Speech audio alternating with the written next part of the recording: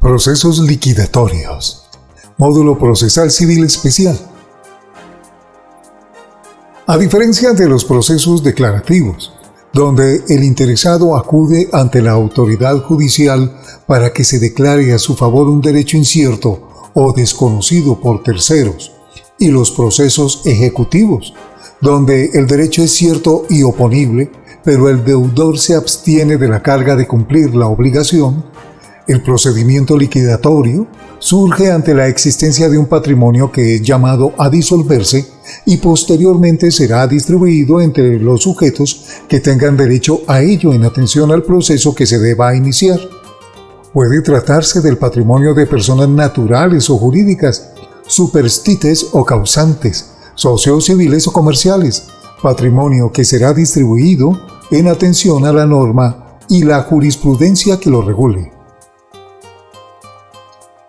Para ilustrar estas nociones, consideremos el caso de Rigoberto Santofimio Botero, un hombre próspero, conocido en la región por ser cantautor y empresario exitoso, cuyo estado civil es casado con la señora Carmen Rojas, con quien tuvo 3 hijos, a saber, a la fecha uno de ellos menor de edad.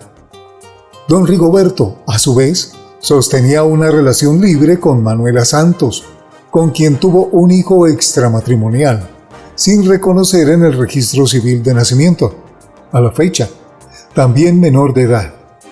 El señor Rigoberto es a su vez propietario de una casa en Bogotá, avaluada en 1.000 millones de pesos, un lote en Chía de 200 millones de pesos de 15 hectáreas sin construir, un vehículo Mazda modelo 2020 avaluado en 50 millones de pesos y se refuta como socio en Coordinemos SAS.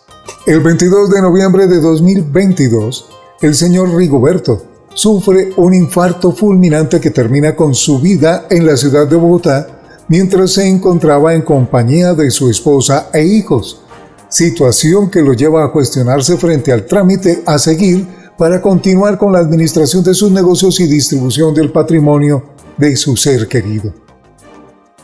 En esta lectura se abordan las nociones necesarias para comprender el procedimiento liquidatorio, desde la parte sustancial con relación a los derechos patrimoniales hasta los diferentes procesos en atención al acervo a distribuir y los llamados a ser adjudicatarios.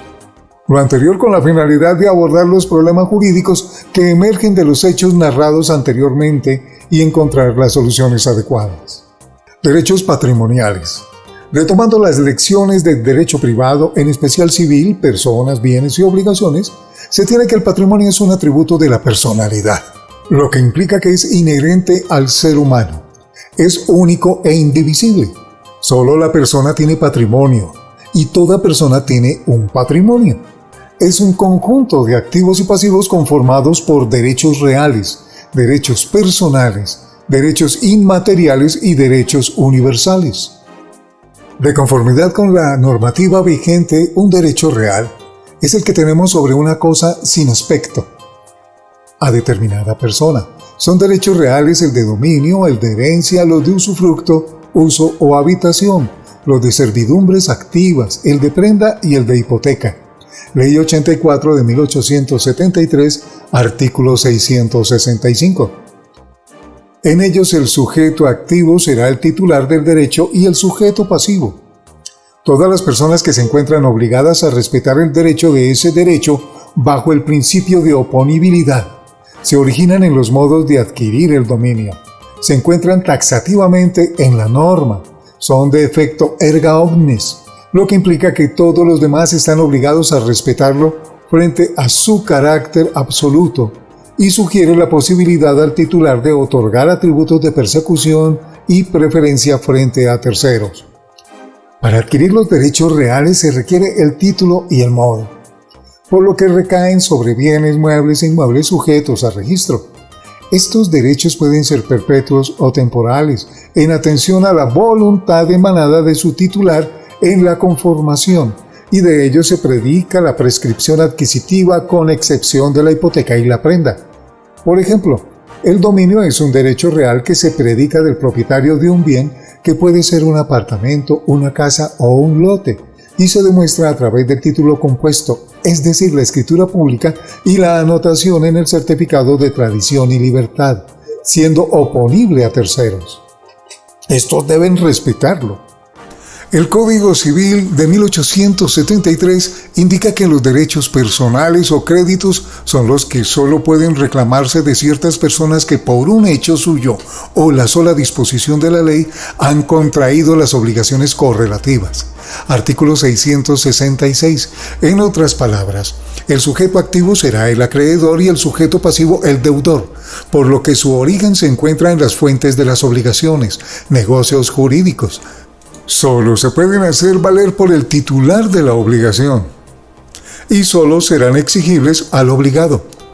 Para demostrar el modo de adquirirlo se requiere el título y no es necesario ejercer su publicidad o anotación. Puede permanecer en la privacidad de los involucrados sin perder su efectividad. Tienen una prescripción extintiva y su duración es temporal conforme a lo acordado. Por un ejemplo, un derecho personal será el que se genera en un contrato de mandato entre un abogado y su cliente, donde se estipule de manera escrita las cláusulas a las que se comprometen, sin la necesidad de elevarlo a escritura pública para que tenga plena vigencia, ni inscribirlo en ninguna entidad. Contrato que tendrá una duración de acuerdo a lo pactado por las partes, por ejemplo, para la presentación de la demanda y la asistencia a la audiencia o por lo que dure el proceso. Derechos inmateriales. A diferencia de los derechos reales y personales que cuentan con un artículo que los define dentro del Código Civil de 1873, los derechos inmateriales tienen un fundamento constitucional, el cual señala que, abro comillas, el Estado protegerá la propiedad intelectual por el tiempo y mediante las formalidades que establezca la ley. Cierro comillas. Constitución Política de 1991, artículo 61. Estos derechos son creaciones intelectuales que proporcionan una ventaja económica o puramente moral. Medina, 2019. Los bienes inmateriales, a su vez, se pueden clasificar de diferentes maneras. La primera de ellas es en atención al sujeto de la creación. Así entonces se puede tratar de obras individuales, en colaboración o colectivas. La segunda clasificación es con relación al autor de dicha obra y puede ser anónima o seudónima. La tercera clasificación es con relación a la modalidad de dicha creación, por lo que puede ser original, una variación, una interpretación, una traducción, una adaptación o una compilación. Ley 23 de 1982, artículos 13, 15, 16 y 17. En otro aspecto, dentro de esta misma clasificación hay autores que mencionan que pueden tratarse de creaciones, descubrimientos, invenciones y desarrollos, y finalmente en la cuarta clasificación se pueden diferenciar por el tipo de saber, siendo obras científicas, industriales, marcarias, literarias, poéticas, filosóficas, históricas, entre otros. Medina, 2019. En el caso presentado, a este tipo de derechos hacen parte los derechos de autor que le pertenecen a Gabriel García Márquez por las obras literarias que escribió a lo largo de la vida, así como las regalías que perciba por las obras fílmicas que se obtengan de sus libros. Derechos universales. Esta clasificación en el derecho privado hace alusión a la totalidad e indivisibilidad de los derechos que pertenecen a una persona, lo que implica que todo lo que repose a su nombre, ya sea activo, es decir, que represente una acreencia o pasivo, lo que implica una deuda, es parte de un todo, de un patrimonio. Por ejemplo, con la narración del caso del señor Rigoberto queda ampliamente establecidos los activos que conforman su patrimonio, pero que habría que preguntarse si en vida el señor adquirió créditos hipotecarios de libre inversión o de otra naturaleza con entidades bancarias o terceros, y si se encontraba al día en el pago de sus impuestos, pues al tratarse de derechos universales, estos pasivos también conforman su patrimonio, y de ellos deberá rendirse cuentas en el trámite liquidatorio. Para generar mayor precisión entre los conceptos y el caso que se analiza, a continuación se relaciona una tabla que clasifica los bienes del señor Rigoberto en los diferentes tipos de derechos que contempla su patrimonio. Derechos reales. derecho de dominio sobre la casa en Bogotá, derecho de dominio sobre el lote en Chía, derecho de dominio sobre el vehículo Mazda modelo 2020. Acciones en Coordinemos SAS. Derechos personales. Obligación de suministrar alimentos a los hijos menores de edad concebidos en el matrimonio o reconocidos voluntariamente en el registro civil de nacimiento. Derechos inmateriales. Derechos de autor de las obras musicales que compuso y o cantó. Derechos universales. Pagos de impuestos frente a la casa en Bogotá. Pagos de impuestos frente al lote de Chía. Pago de impuestos de vehículo automotor Mazda. Generalidades de los procesos liquidatorios. A diferencia de los procesos declarativos y ejecutivos, que se caracterizan por tener dos extremos en contienda, que pueden ser plurales o singulares, los procesos liquidatorios se distinguen por el objeto del litigio, esto es, el patrimonio constituido y a distribuir entre los legitimados. Otro aspecto relevante es que no es requisito sine qua non el trámite de un procedimiento declarativo o ejecutivo anterior para poder dar inicio a este tipo de procesos. Dado que el proceso gira en torno a un patrimonio, es importante poner a disposición del juzgado los bienes objeto de la contienda mediante medidas cautelares que garanticen su conservación y posterior adjudicación en ejecución de sentencia. Estas medidas cautelares dependerán de los bienes que conformen el patrimonio. Así, si se trata de dineros que reposan en cuentas bancarias, se procede a su embargo. Si se trata de bienes inmuebles, se procede con el embargo y posterior secuestro. Y si se trata de bienes muebles sin registro, se procede con el secuestro directo.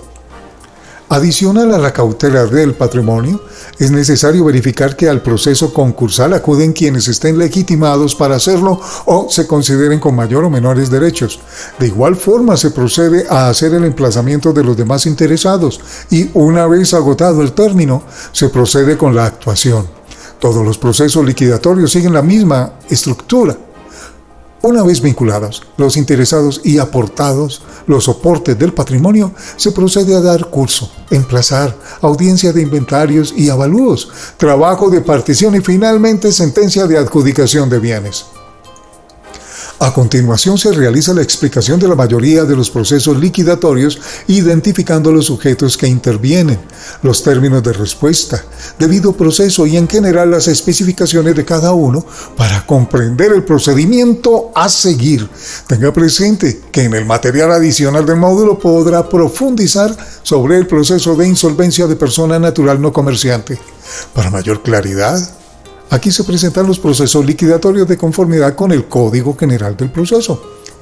Liquidación de sociedades patrimoniales. Liquidación de sociedades conyugales. Liquidación de sociedades civiles o comerciales. Procesos de sucesión. Insolvencia de la persona natural no comerciante. Liquidación de sociedad patrimonial. La comunidad de vida permanente y singular que surge de entre dos personas naturales no casadas en Colombia se conoce como unión marital de hecho, Ley 54 de 1990. Para declararla se tienen dos vías disponibles. La primera de ellas se da cuando existe común acuerdo entre los compañeros, quienes podrán hacerlo en cualquier momento ante notario mediante escritura pública o en un centro de conciliación a través de un acta de conciliación. En esta acta se señala el día en que inicia la convivencia sin necesidad de mencionar un día de terminación. La segunda vía es litigiosa, donde un compañero cita a conciliación o demanda al otro para demostrar en un proceso declarativo la fecha de inicio y, si corresponde, la terminación de la unión. En este caso no se puede hablar de una sociedad patrimonial si la unión marital de hecho no fue declarada con antelación entre los compañeros. Además, aun estando declarada, no constituye garantía suficiente para proceder con la declaración de la existencia de la sociedad patrimonial, por cuanto se deben reunir los parámetros de la Ley sobre Efectos Patrimoniales entre Compañeros Permanentes, Ley 979 de 2005. Se presume sociedad patrimonial y hay lugar a declararla cuando exista unión material de hecho durante un lapso no inferior a 2 años y entre dos personas sin impedimento legal para contraer matrimonio. Cuando exista una unión marital de hecho por un lapso no inferior a 2 años e impedimento legal para contraer matrimonio por parte de uno o ambos compañeros permanentes, siempre y cuando la sociedad o sociedades conyugales anteriores hayan sido disueltas antes de la fecha en que se inició la unión marital de hecho. Una vez declarada la existencia de la unión marital de hecho entre los compañeros, es necesario determinar su terminación. Esto se hace para verificar si la unión duró más de 2 años, lo que daría lugar a declarar la sociedad patrimonial, lo que quiere decir que las uniones entre compañeros menor a este tiempo no generan efectos patrimoniales y por lo tanto no dan lugar al proceso liquidatorio entre compañeros. Un efecto legal que se genera al declarar la terminación de la unión marital de hecho entre compañeros es la declaración de la sociedad patrimonial, su disolución y posterior liquidación, aunque estos momentos son distintos, ya que al finalizar la unión termina la comunidad de bienes, quedando este patrimonio constituido entre los socios disuelto, sin necesidad de ser liquidado. Para proceder con la liquidación, la misma se puede adelantar de común acuerdo ante un notario o acudiendo al litigio en el proceso de liquidación de sociedad patrimonial como continuidad del proceso declarativo de unidad marital de hecho o de manera directa si la declaración de la unión se llevó a cabo por otro medio como escritura pública o acta de conciliación. En todos los casos, se debe anexar a la demanda de liquidación copia auténtica del registro civil de nacimiento de los compañeros, donde repose la anotación sobre la existencia de la unión marital de hecho y sociedad patrimonial, para que el juez proceda con el procedimiento liquidatorio. De conformidad con las reglas para determinar jurisdicción y competencia, la unión marital de hecho es de conocimiento por factor objetivo, por naturaleza del proceso del juez de familia, de circuito, en primera instancia, con factor territorial fuero personal exclusivo por el dominio del compañero permanente que se va a demandar. Como es un derecho incierto, las medidas cautelares sobre los bienes son de inscripción de la demanda y una vez se da curso al proceso liquidatorio, se puede solicitar la conversión a embargo y secuestro ante la certeza de la fecha de inicio y terminación de la sociedad. En este caso, bajo estudio, se podría analizar la procedencia de un proceso declarativo de existencia y terminación de la unión marital de hecho y sociedad patrimonial entre Rigoberto y Manuela, analizando si entre los dos existió una comunidad de vida permanente y singular, si la misma duró más de 2 años y se reúnen los requisitos legales para poder declarar la existencia de un patrimonio común a liquidar. Liquidación de sociedad conyugal. A diferencia de los compañeros permanentes que deben realizar más de un trámite jurídico para demostrar que reúnen las condiciones legales de existencia de una sociedad patrimonial, el contraer nupcias para los cónyuges tiene como efecto contraer sociedad de bienes, lo que se conoce como sociedad conyugal. Ley 84 de 1873, artículo 180. Al ser un contrato solemne, los cónyuges, de manera por demás voluntaria, al momento de contraer nupcias, pueden decidir si no desean que esta comunidad de bienes surja y para ello tendrán la posibilidad de firmar capitulaciones. En los demás casos y ante el silencio surge la sociedad conyugal, la cual va desde la celebración del matrimonio hasta la disolución de la sociedad. Otro aspecto importante es que la sociedad conyugal se puede disolver y liquidar de manera directa sin la necesidad de tramitar un proceso declarativo y puede hacerse de mutuo acuerdo ante un notario, con escritura pública o bajo el procedimiento liquidatorio. También procede como consecuencia de los procesos declarativos de divorcio, cesación de efectos civiles de matrimonio católico y separaciones de bienes. Como se menciona en el proceso de liquidación de sociedad patrimonial, el proceso liquidatorio debe anexarse para su admisión al registro civil de matrimonio y, de ser el caso, la anotación de proceso declarativo. Esto último es especialmente relevante en casos en que el proceso declarativo haya señalado cónyuge culpable o alguno de los extremos por haber dado lugar a la terminación del contrato solemne. La sociedad conyugal está conformada por el haber social y el haber relativo. El primero hace referencia a los bienes muebles e inmuebles que haya adquirido uno o ambos cónyuges en vigencia de la unión, de conformidad con lo establecido en la norma Ley 84 de 1873, artículo 1781, numeral 1 y 2. El segundo se refiere a los aportes voluntarios que alguno de los cónyuges haya efectuado a la sociedad, obligando a la sociedad a retribuirlo. Ley 84 de 1873, artículo 1781, numerales 3, 4 y 6. Tanto liquidación de sociedad conyugal como sociedad patrimonial modificado de norma tienen el mismo procedimiento, el cual se grafica a continuación. Ley 1564 de 2012, artículo 523. Primero, demanda de liquidación de sociedad conyugal o patrimonial. Traslado al demandado por 10 días. Contestación de la demanda. En el traslado al demandado por 10 días es la notificación por el Estado.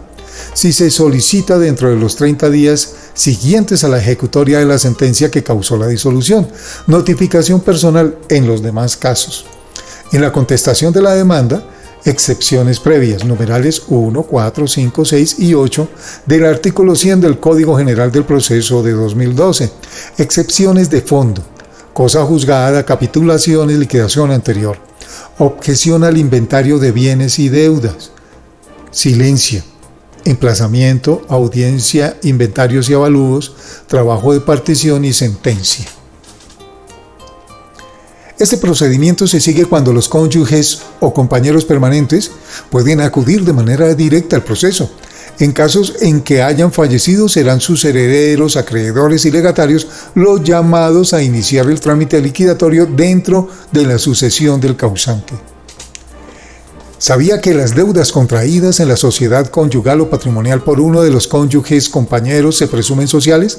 Este pronunciamiento lo reiteró la Corte Suprema en la Sala Civil mediante sentencia STC 1768 de 2023, radicación número 1101-02-02-000-2022-2022-04 404-00.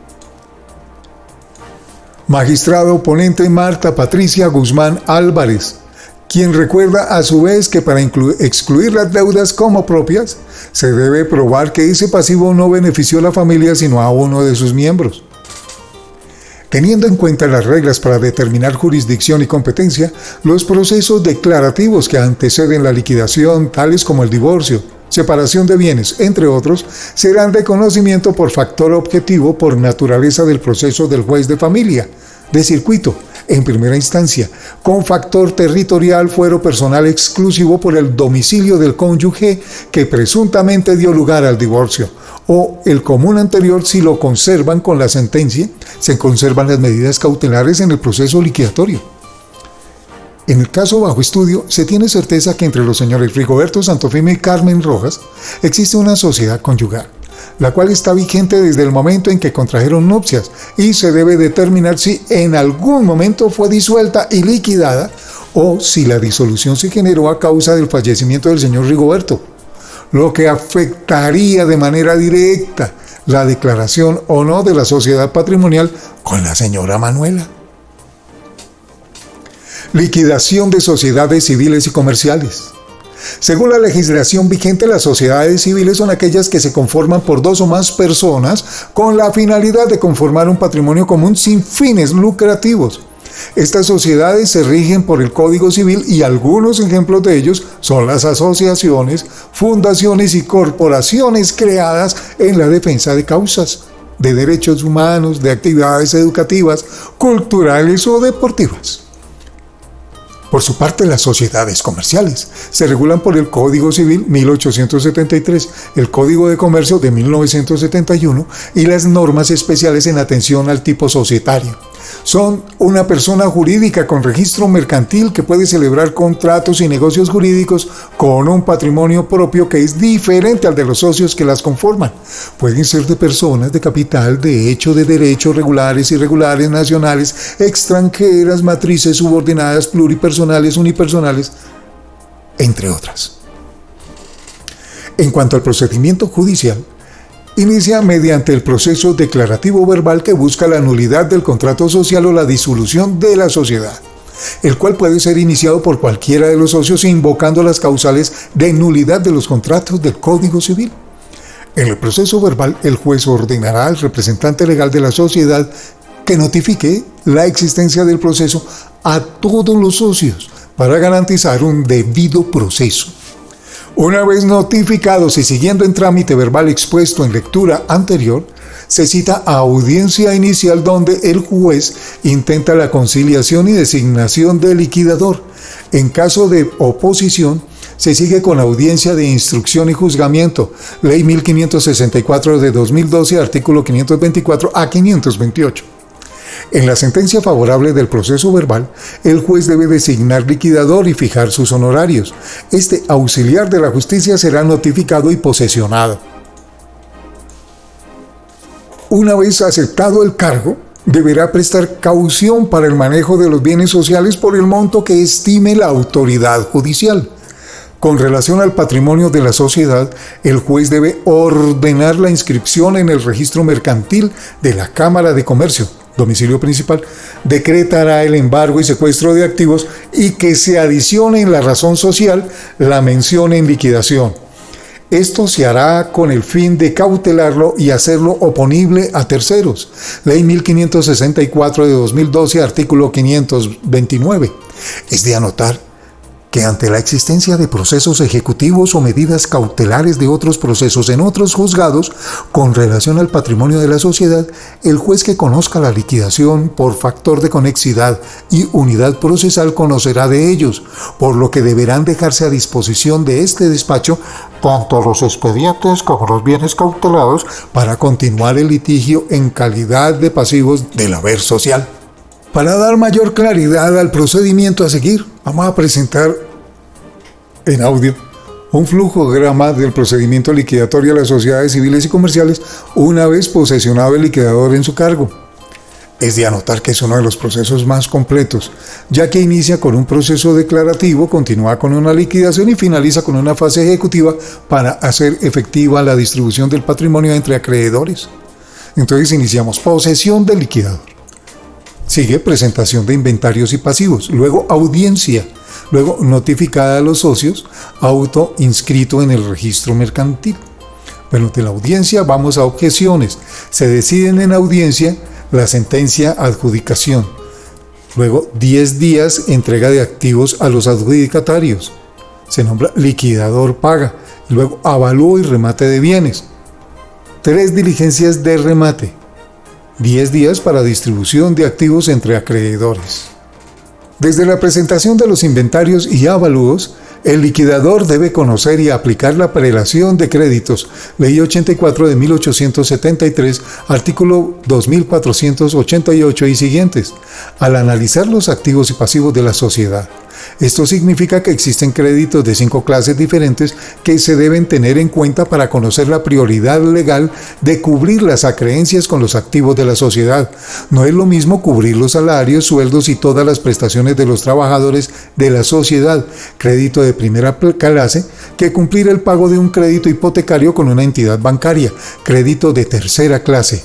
Para establecer la autoridad competente en el proceso liquidatorio de sociedades, el Código General del Proceso de 2012 señala que tendrá en cuenta para tramitar el declarativo de origen, el factor objetivo por naturaleza del proceso en cabeza del juez civil de circuito en primera instancia y factor territorial por fuero exclusivo contractual al ser domicilio principal de la sociedad. Analizando el caso bajo estudio, se tiene que si bien Rigoberto Santofimio era socio en Coordinemos SAS, la narración de los hechos menciona que el patrimonio es propio y no social. Quiere decir que la casa, el lote y el vehículo no hacen parte de Coordinemos SAS, así como el fallecimiento de Rigoberto no es causal para disolver y liquidar la sociedad, pues sus herederos podrán como activo presentar las acciones en el trámite de sucesión y continuar con su participación en la sociedad. Sucesiones.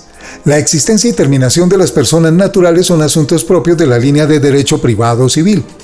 En este sentido, se menciona que la existencia de la persona concluye con su muerte física o con la declaración judicial de la muerte presunta, después de la desaparición de una persona por un periodo superior a 2 años. La ley otorga a las personas la posibilidad de efectuar un acto solemne en escritura pública en el que decida cómo se va a distribuir su patrimonio. Este acto se conoce como un testamento y puede ser abierto o cerrado.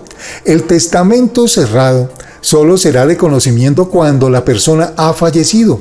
Los testamentos contienen la voluntad del causante en vida frente a la distribución de su patrimonio, en especial frente a la medida de libre disposición, que se puede delegar a la persona de su preferencia, sin cumplir requisito alguno. Puede ser un vecino, un amigo, una enfermera, un médico, un familiar, entre otros. ¿Sabías que en Colombia existe la sucesión en vida? Una figura jurídica que consiste en una solución para las personas mayores que quieren distribuir su patrimonio en porcentajes entre sus seres queridos y continuar su administración hasta su fallecimiento, fecha en que los bienes serán de dominio total de sus herederos. Esta figura es el fideicomiso de herencia, solemne, pues se eleva a escritura pública y que se regula por las normas del fideicomiso mercantil. En consecuencia, al causarse la muerte de una persona, sus herederos, acreedores y legatarios quedan en libertad de iniciar el trámite de sucesión testada o ab intestato, de manera voluntaria, ante una notaría o litigiosa en estrado judicial. Las reglas para determinar la competencia en una sucesión son el factor objetivo por cuantía. Si el patrimonio sea de mínima cuantía, conocerá el juez civil municipal en primera instancia. Cuando sea menor cuantía, conocerá el juez civil municipal en primera instancia. Y cuando sea de mayor cuantía, conocerá el juez de familia, siempre de rango circuito, en primera instancia. El factor territorial será por fuero personal y real concurrente a elección, pues se podrá iniciar en el lugar de fallecimiento del causante o en el asiento principal de sus negocios. La legitimación en la causa está dada por el parentesco de conformidad con los órdenes sucesorales, la cual se comprobará con el respectivo registro civil de nacimiento, de defunción y de matrimonio, quienes acuden en calidad de herederos, cónyuge o compañero permanente, por las acreencias que en vida el causante haya adquirido, facultando a los acreedores o por el testamento que lo consagra como un legatario. Procedimentalmente, cuando se trata de una sucesión testada, se deben evacuar las diligencias previas contempladas en la Ley 1564 de 2012, artículo 473, 474 y 475. También existe la opción de la guarda y aposición de sellos, como medida cautelar frente al patrimonio del causante. Esto cuando uno de los legitimados considere que puede presentarse la distracción u ocultamiento señalando el lugar donde se encuentran ubicados los bienes. Ley 1564 de 2012, artículo 476, 477 y 478. En aquellos casos en que una persona fallece con un vínculo marital o conyugal vigente, el trámite de la liquidación de la sociedad conyugal o sociedad patrimonial se llevará a cabo en el proceso de sucesión. Una vez determinado el patrimonio social y el haber del causante, se procede a la distribución de los del causante entre los legitimados para solicitarlo. Si los compañeros o socios conyugales fallecen y a cada uno se le tramite su juicio de sucesión, se podrán acumular en un solo proceso.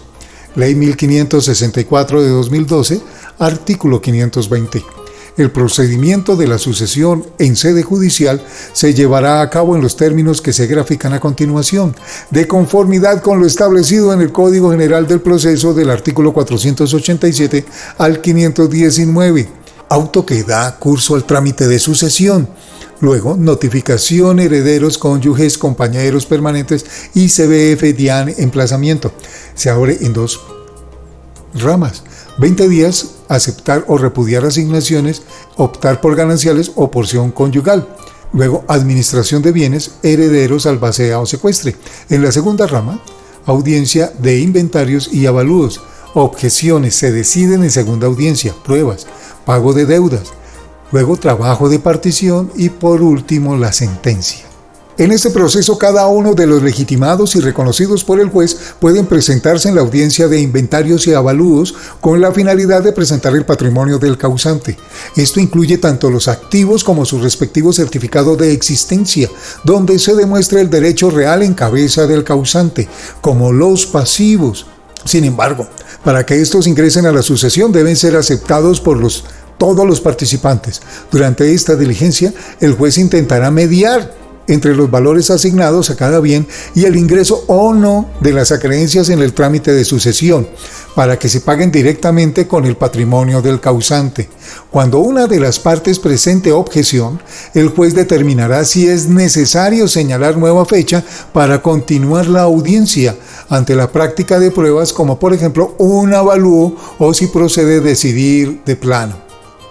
Una vez en firme el inventario y avalúo de los bienes, las partes de común acuerdo pueden designar un partidor, o el juez lo puede designar de la lista de auxiliares de la justicia para que elabore el trabajo de partición, el cual consiste en la distribución del patrimonio entre los reconocidos en la sucesión en atención al orden sucesoral que corresponda.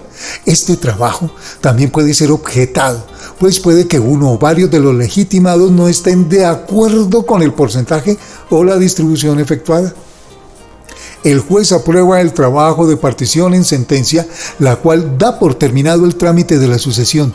Ordena la entrega de dineros a los adjudicatarios conforme a la partición aprobada y la inscripción de quienes ostenten el nuevo dominio frente al haber sucesoral en las diferentes entidades donde repose el patrimonio del causante.